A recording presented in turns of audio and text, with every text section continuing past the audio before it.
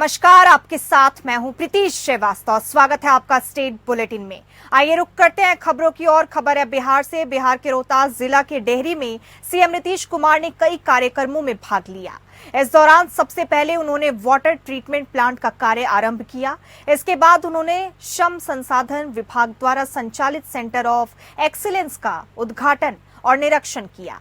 उन्होंने भैंसही पंचायत के बस्तीपुर में बिहार सरकार के विभिन्न योजनाओं के लिए लगाए गए स्टॉल का जायजा भी लिया। मुख्यमंत्री के साथ डिप्टी सीएम सम्राट चौधरी, मंत्री विजय चौधरी, जमा खान, संतोष कुमार सिंह के अलावा कई पूर्व मंत्री और अन्य नेता साथ रहे। बता दें कि सीएम के आगमन को लेकर कई तरह की व्यवस्था की गई। लगभग 35 से 40 मिनट तक मुख्यमंत्री डेहरी में रुके। इस दौरान उन्होंने कई कार्यक्रमों में भाग लिया। सीएम को देखने के लिए हजारों की संख्या में लोग सड़क किनारे खड़े रहे। वहीं बहुत से लोग सीएम नीतीश से मिलना चाह रहे थे। जो अपनी बात करना चाह रहे थे, उन लोगों को निराशा हाथ लगी।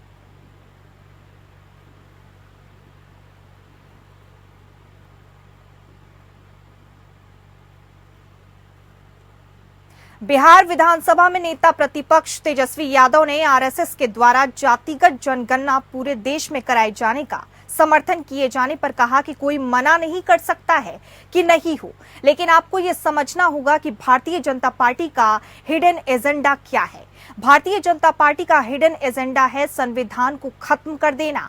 भाजपा के एक विधायक के द्वारा मुसलमान को खुलेआम धमकी दिए जाने पर उन्होंने कहा कि नरेंद्र मोदी जब देश के बाहर जाते हैं तो बुद्ध और शांति की बात करते हैं, लेकिन उनके पार्टी के छोटे नेता सीधे तौर पर धमकी देते हैं। उन्होंने भारतीय जनता पार्टी को चुनौती देते हुए कहा कि जिनकी कोई हैसियत नहीं है, वो लोग सिर्फ और सिर्फ लोगों को भड़का के कुछ बनना चाहते हैं।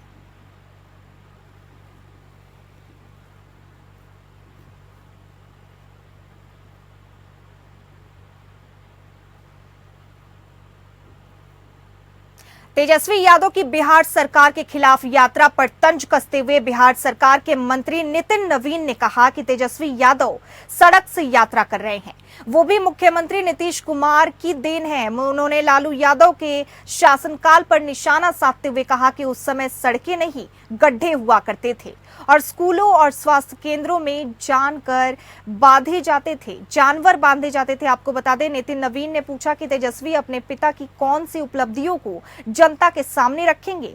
उन्होंने जोर देकर कहा कि तेजस्वी यादव की यात्रा का जनता के सामने कोई अर्थ नहीं है। इसके साथ ही भारतीय जनता पार्टी की ओर से शुरू हुए सदस्यता अभियान के बारे में जानकारी देते हुए मंत्री नितिन नवीन ने बताया कि बीजेपी का लक्ष्य 10 करोड़ नए सदस्य बनाना है। उन्होंने विश्वास व्यक्त किया कि पार्टी न केवल इस लक्ष्य को पूरा करेगी, बल्कि इससे भी अधिक संख्या में नए सदस्य बनाएगी।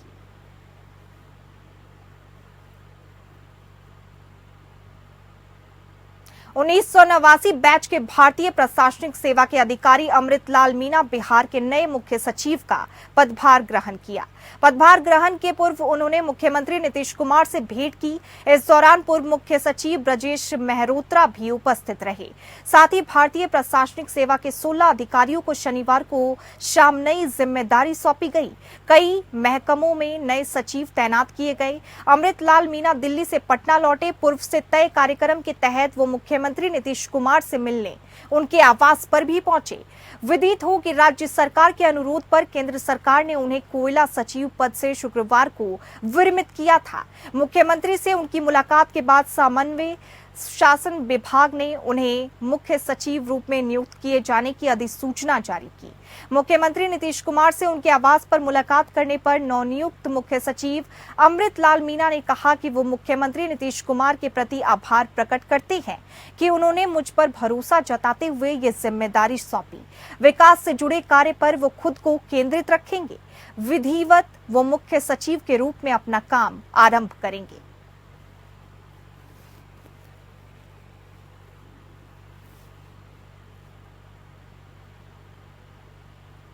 कटिहार बरौनी रेलखंड में नौगछिया रेलवे स्टेशन के पास एक बड़ी घटना होते होते बच गई।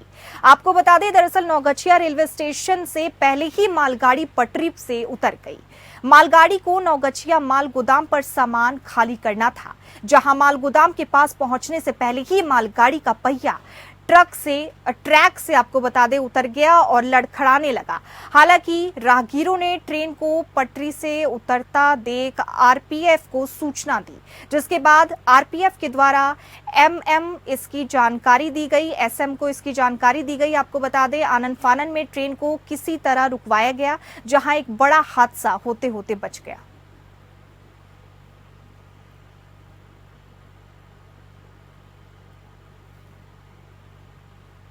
खबरों में आगे बढ़ेंगे। खबर है झारखंड से। झारखंड में चल रहे उत्पाद सिपाही बहाली सरकार के लिए गले की हड्डी बन गई है।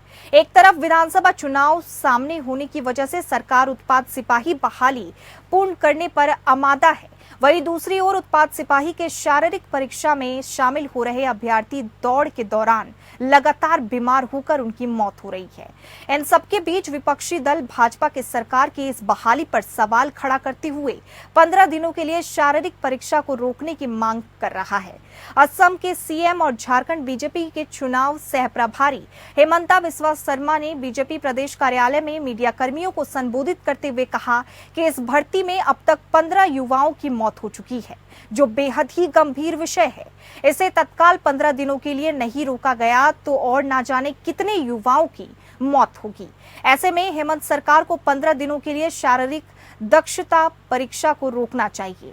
उन्होंने इस भर्ती में शामिल वैसे युवा जिनकी मौत हो गई है, उनके परिवार के प्रति संवेदना व्यक्त करते हुए कहा कि भारतीय जनता पार्टी प्रत्येक परिवार को 1-1 लाख रुपए का सहायता राशि देगी, साथ ही उनके घर पर जाएगी। असम के मुख्यमंत्री और झारखंड बीजेपी के विधानसभा चुनाव सह प्रभारी हेमंता बिस्वा शर्मा ने हेमंत सरकार से उत्पाद सिपाही बहाली के दौरान दौड़ में शामिल वैसे युवक जिनकी मौत हो गई, उनके परिवार को 50-50 लाख रुपए का मुआवजा और सरकारी नौकरी देने की मांग की है। उन्होंने कहा, दौड़ से पहले युवाओं को 1 गिलास दूध और फल सरकार दे और तत्काल 15 सितंबर तक शारीरिक दक्षता परीक्षा को स्थगित करे। अगर सरकार इन परिवारों को सरकारी नौकरी नहीं देती तो भारतीय जनता पार्टी की सरकार अगर आती है तो उन्हें नौकरी देने का काम करेगी।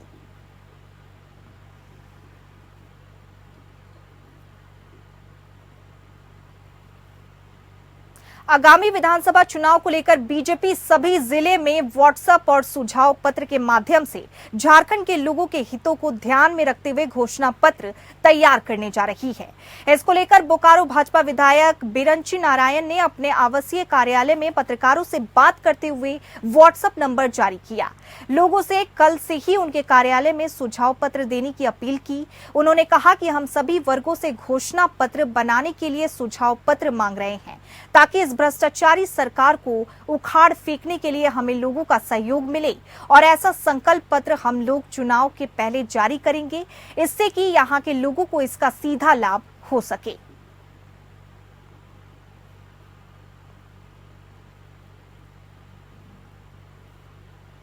बेरमो प्रखंड अंतर्गत बारी ग्राम अंबेडकर स्टेडियम में 23वां दारक मेमोरियल फुटबॉल टूर्नामेंट का आयोजन किया गया।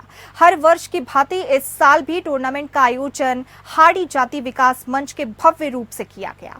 दूर दराज से विभिन्न टीमों ने इस प्रतियोगिता में भाग लिया और आपको बता दें अपनी प्रतिभाशाली खेल का प्रदर्शन किया। वहीं इस प्रतियोगिता के फाइनल में स्वर्गीय संजय हाड़ी भागा बी विजेता बनी और इसी के साथ जिन्होंने रांची, धौड़ा, सुभाषनगर की टीम को पराजित कर जीत दर्ज की थी। इस भव्य प्रतियोगिता के मुख्य अतिथि बेरमो विधायक कुमार जयमंगल सिंह रहे। मीडिया से बात करते हुए कुमार जयमंगल सिंह ने कहा कि खेल खेलने से हमारा भारत स्वस्थ रहेगा।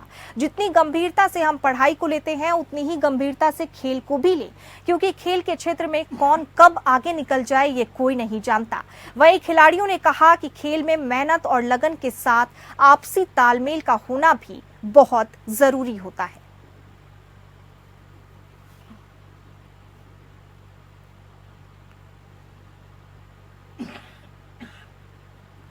आपको बता दें बेरमो प्रखंड अंतर्गत बारीग्राम अंबेडकर स्टेडियम में 23वां दारक मेमोरियल फुटबॉल टूर्नामेंट का आयोजन किया गया। हर साल की भांति इस साल भी टूर्नामेंट का आयोजन हाड़ी जाति विकास मंच ने भव्य रूप से किया। दूर दराज से अलग अलग टीमों ने इस प्रतियोगिता में भाग लिया और अपनी प्रतिभाशाली खेल का प्रदर्शन भी किया। वहीं इस प्रतियोगिता के फाइनल में संजय हाड़ी भागा बी विजेता बने, जिन्होंने रांची दौड़ा सुभाष नगर की टीम को पराजित कर जीत दर्ज की। इस भव्य प्रतियोगिता के मुख्य अतिथि बेरमो विधायक कुमार जयमंगल सिंह रहे।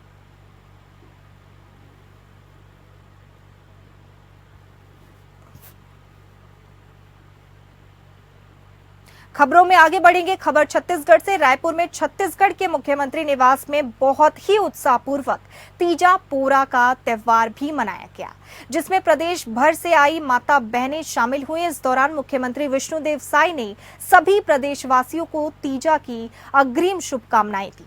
सीएम साय ने तीजा पोरा त्योहार के उपलक्ष्य में महतारी वंदन योजना की 7वीं किस्त जारी की। उन्होंने कहा कि महिलाओं के सशक्तिकरण की दिशा में हमारी सरकार द्वारा हर महीने के पहले सप्ताह में ये राशि प्रदान की जाती है। सीएम विष्णुदेव साय ने कहा कि प्रदेश की माता बहनों की सुरक्षा और समृद्धि के लिए हम प्रतिबद्ध हैं। सखी हेल्पलाइन सेंटर, महिला सशक्तिकरण की योजनाएं और महतारी वंदन योजना के माध्यम से हम उन्हें आर्थिक और सामाजिक मजबूती प्रदान कर रहे हैं। वहीं मुख्यमंत्री निवास में राष्ट्रीय पोषण माह 2024 का शुभारंभ भी किया गया।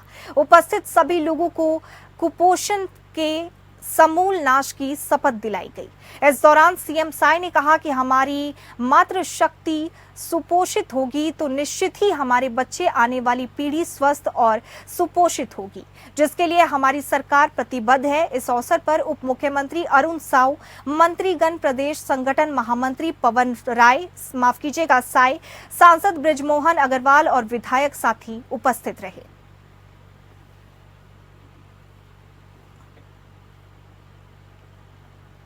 मुख्यमंत्री विष्णुदेव साय दुर्ग जिले के ग्राम मड़ियापुर में आयोजित पोला महोत्सव में बतौर मुख्य अतिथि सम्मिलित हुए। सीएम साय ने बैल दौड़ को हरी झंडी दिखाकर कार्यक्रम का शुभारंभ किया। शास्त्री नवयुवक मंडल मड़ियापार, छत्तीसगढ़ संस्कृति विभाग और छत्तीसगढ़ पर्यटन मंडल के संयुक्त तत्वाधान में आयोजित महोत्सव में छत्तीसगढ़ की पुरातन संस्कृति और पारंपरिक खेलों का संगम प्रदर्शित किया गया। मुख्यमंत्री विष्णुदेव साय ने ग्रामवासियों को पोला तिहार की बधाई और शुभकामनाएं दी। उन्होंने कहा कि बैल दौड़ सुनने को मिला था, आज महोत्सव के दौरान पर पहली बार बैल दौड़ देखने का शुभ अवसर मिला। पोला तिहार किसानों का खेती किसानी से जुड़ा सबसे बड़ा त्योहार है। ये हमारे जीवन में खेती, किसानी और पशुधन का महत्व बताता है। इस दिन घरों में उत्साह से नादिया, बैल और जाता पोरा की पूजा कर अच्छी फसल और घर को धन्य धान्य से परिपूर्ण होने के लिए प्रार्थना की जाती है। ये छत्तीसगढ़ की परंपरा, संस्कृति और लोक जीवन की गहराइयों से जुड़ा पर्व है। इस पर्व के अवसर पर प्रदेश के 70 लाख माताएं बहनों को महतारी वंदन योजना की राशि उनके खाते में अंतरण किया गया। पोला का त्योहार किसानों का सबसे बड़ा त्योहार है। किसानों के हितों को ध्यान में रखकर केंद्र और राज्य सरकार अनेक योजनाएं संचालित कर रही है।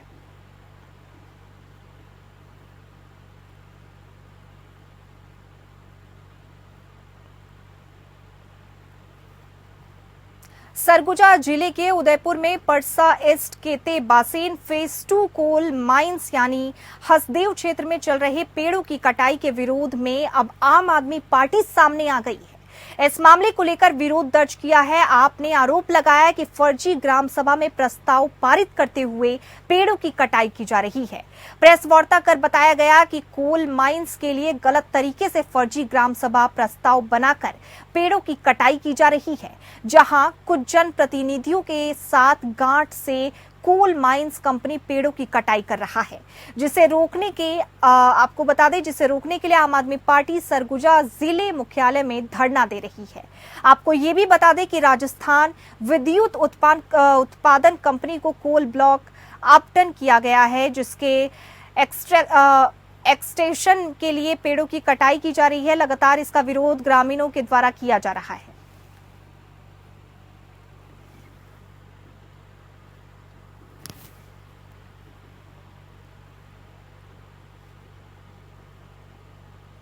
खबर मध्य प्रदेश से। उज्जैन के नगर निगम के सफाई के सारे दावे खोखले साबित हुए हैं और नगर निगम की पोल उसी समय खुली जब सोमवार की रात को बाबा महाकाल की शाही सवारी निकली।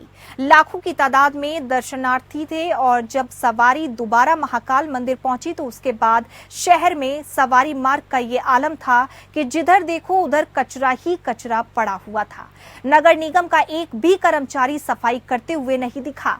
नगर निगम के अधिकारियों का दावा है कि हम उज्जैन को नंबर 1 बनाने के लिए अच्छा फीडबैक दे रहे हैं।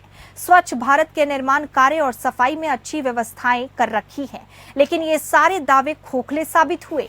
नगर निगम में सफाई के नाम पर नगर निगम के खजाने को चूना लगाया जा रहा है। हजारों कर्मचारी स्वास्थ्य विभाग में सफाई के नाम पर परमानेंट है। इसके अलावा 1000 के करीब कर्मचारी आउटसोर्सिंग से भी सफाई के नाम पर ले रखे हैं, लेकिन सब यहाँ दिखावा है। कहीं भी आउटसोर्स के कर्मचारी या अस्थायी कर्मचारी सफाई करते हुए नहीं दिखते हैं। सशस्त्र बल केवल एक रक्षा ढांचा नहीं है, बल्कि ये हमारी राष्ट्र की सुरक्षा की एक मजबूत नींव भी है। इसे हमें याद रखना चाहिए। हमारे वीर जवान अपनी जान की परवाह किए बगैर देश की सेवा में तत्पर रहते हैं। यही वजह है कि वो जनमानस के मन में राष्ट्र नायक के रूप में सम्मान प्राप्त करते हैं। हमें गर्व है कि हमारे पास ऐसी सक्षम और समर्पित सेना है जो हर स्थिति में देश की सुरक्षा करने में सक्षम है। भारत की सेना दुनिया की अद्वितीय सेना है, जिसने सदैव अपनी ताकत, अनुशासन और तकनीकी क्षमता का लोहा न केवल दुश्मनों को मनवाया है, बल्कि देश के अंदर भी सम और विषम दोनों परिस्थितियों में एक सकारात्मक भूमिका के साथ कार्य करते हुए अपना उत्कृष्टतम प्रदर्शन और सहयोग दिया है। ये बीते मुख्यमंत्री योगी आदित्यनाथ ने मंगलवार को सशस्त्र सैन्य समारोह में कही। उन्होंने कहा कि इस भव्य समारोह में प्रधानमंत्री नरेंद्र मोदी की एकीकृत कमान, जिसमें थल, नभ और जल तीनों सेनाएं आपसी में समन्वय से आसानी से कैसे दुश्मन को परास्त कर विजय प्राप्त करती है, उसकी एक झलक हम सब ने यहाँ देखी है।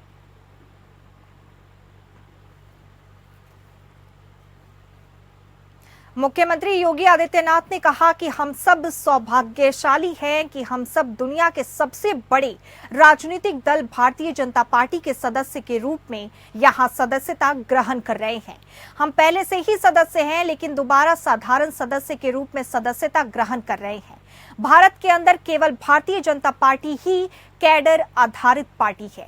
ये पार्टी वर्तमान में पूरे देश में अपना सर्वव्यापी और समावेशी स्वरूप बनाने में सफल रही।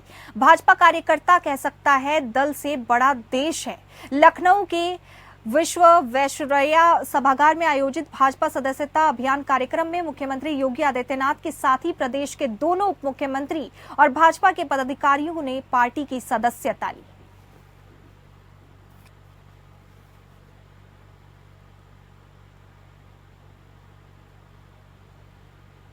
मायावती ने बुलडोजर कार्रवाई को गलत बताया। देश में आपराधिक तत्व के विरुद्ध कार्रवाई कानून के तहत होनी चाहिए। इनके अपराध की सजा उनके परिवार और नजदीकी लोगों को नहीं मिलनी चाहिए। ये सब हमारी पार्टी की रही सरकार ने कानून द्वारा कानून का राज स्थापित करके भी दिखाया है। बुलडोजर का भी इस्तेमाल अब सुप्रीम कोर्ट के आने वाले निर्णय के मुताबिक ही होना चाहिए। हालांकि उचित तो यही होगा कि इसका इस्तेमाल करने की जरूरत ही ना पड़े, क्योंकि आपराधिक तत्व को सख्त कानूनों के तहत भी निपटाया जा सकता है।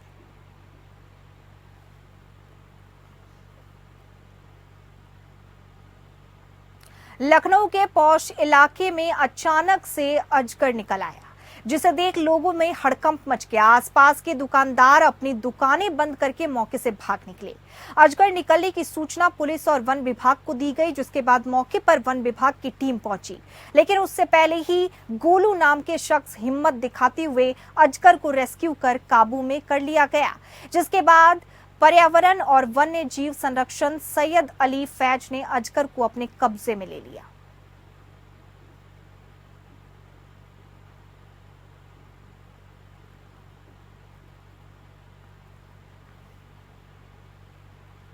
सीतापुर मुख्यालय से 25 किलोमीटर दूर परसेरा शरीकपुर गांव में भेड़िए ने 3 लोगों पर हमला कर दिया।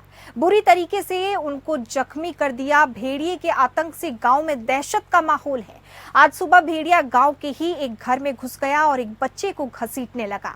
बच्चे की रोने की आवाज सुनकर पास में लेटी हुई थी वो उठ गई और बचाने के चक्कर में बच्चे की मां के ऊपर भी भेड़िए ने हमला कर दिया, जिसमें बीच बचाव में 3 लोगों को भेड़िए ने बुरी तरीके से जख्मी कर दिया।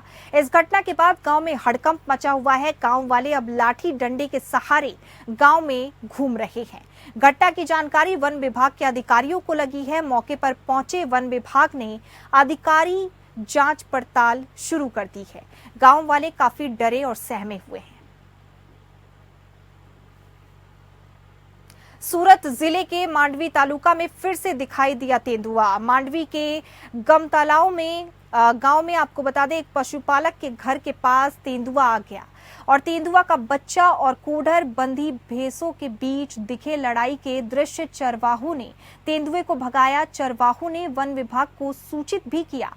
यहाँ गौरतलब है कि सूरत जिले के रिहायशी इलाके में तेंदुआ की दहशत है और कई बार तेंदुए मवेशियों और इंसानों पर भी हमले कर चुके हैं।